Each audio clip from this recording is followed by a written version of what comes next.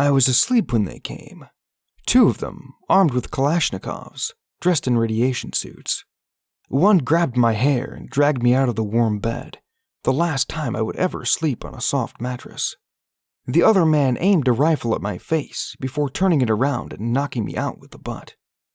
I woke trembling on cold cement. With blurred vision, I still managed to make out a shape in the distant corner, the shadow of a human body, small, immobile, and frigid. I attempted to stand, but my weak legs buckled and I collapsed back onto the filthy concrete. Out of breath, I lay there and examined the surroundings.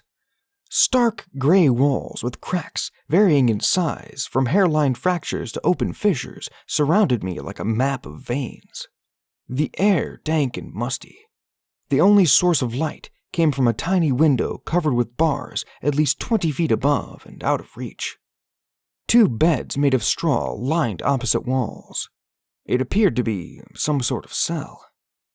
I rubbed my sore feet and noticed a small hole in the middle of the floor. No obvious toilet stood out, so I came to the conclusion that this was to be my latrine. The body in the corner suddenly shifted.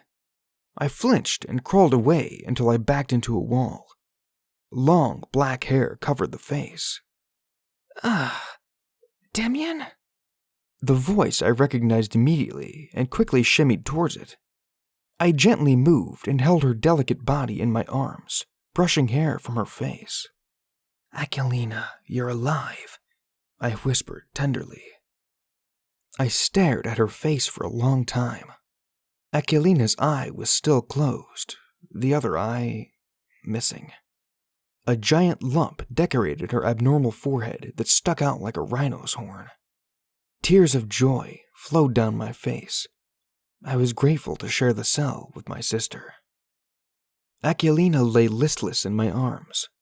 Gathering all my strength, I rose and walked as if carrying an anvil through quicksand to place her frail body onto one of the straw beds.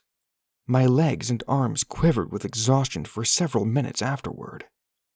Whilst she slept, I inspected the walls. I searched for any messages that the previous occupant might have left, but found nothing.